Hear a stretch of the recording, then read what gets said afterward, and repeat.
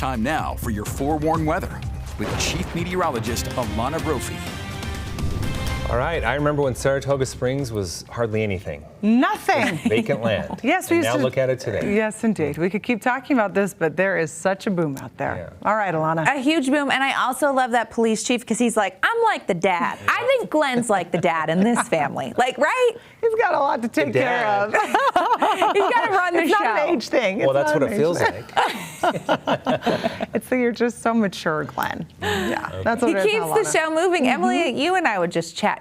Glenn keeps us on point. That's what's great about. There's so many things that are great about Glenn, but that's one of them. Okay, we do have some storms out there. Live view from Oak City. This is Millard County. We have seen increased cloud cover. We know that monsoon push brings in moisture to the state, and the cloud cover has been around. It cooled us a few degrees today. As we look at the storm tracker radar, you're able to see in central Utah that we're seeing most of our storms developing in that region. As we jump in, the zoomed out view shows Castle Country over I-70 and down towards Hanksville. Let's get a little closer. Near Price, some lightning. We have seen that south of Duchesne. As we jump towards Ephraim to Richfield, in the last hour, they were dealing with the storms. Those have now tracked east just a little bit, but over I-70, lots of lightning and wet weather. Beaver County getting in on the action. Milford, Delta, those areas dealing with storms in the region. Now, we are watching what's developing in the West Desert because as that tracks northeast, it could impact the Wasatch Front as we head into tonight, as well as Tooele County and the Rush Valley. So we know the potential for storms is there, especially with that marginal risk. Flash flood potential today probable for Capitol Reef and the swell. This is going to shift into tomorrow. Each day, we're losing a little bit of moisture. We'll keep doing that. Live view from the ABC4 studios. It's 95 degrees. We hit 96. That's average. So seasonal norms. I know it felt cool in comparison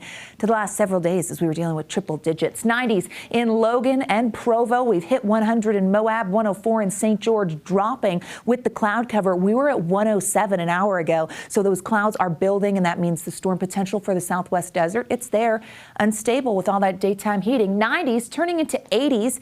80s by 9 p.m. and ABC4 News at 10. Storm potential for the Wasatch Front. So eyes to the skies tonight. And we know as we looked at the radar that that's really the West Desert, and that will move towards Salt Lake. Okay, the setup for tomorrow shows that high pressure in place. It's got a clockwise flow, so it funnels moisture in.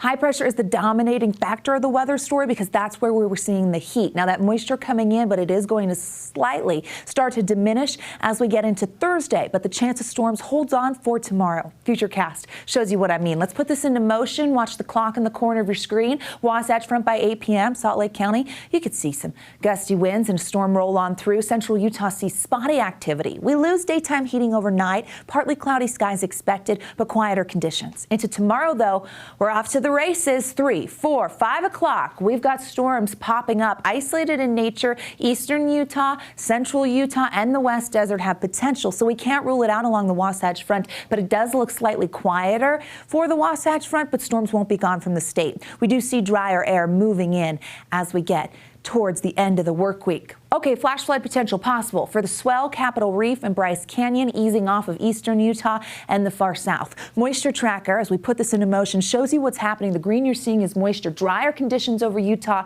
as we roll into the weekend. But early next week, that high takes position again and brings in the moisture. What does that mean for you? Storm potential. So we get a brief break, but early next week, isolated storms come back in southern and northern Utah. 90s with triple digits in Salt Lake and Provo tomorrow. 107 in Moab, 108 in St. George. Oh, the dog days of summer. I'm barking. They're hot. We see triple digits for the next 5 days. Slight chance of moisture by the end of the weekend in St. George. Those storms become a little more noticeable Monday and Tuesday. Tuesday is noteworthy. 98. Okay, that would be the first time since July 1st that St. George didn't hit triple digits, and that's what we call a break. We don't get one, though, for the next couple days. Triple digits right there. We'll cool into the upper 90s. That's not cool. That's just like, come on. And storm potential, there's a slight chance. Monday and into Tuesday, that moisture works its way to the north. Okay, we are just staying good and hot. Hot, stormy, Hot. breezy, a lot of the same. Thanks so much, Alana. We appreciate it.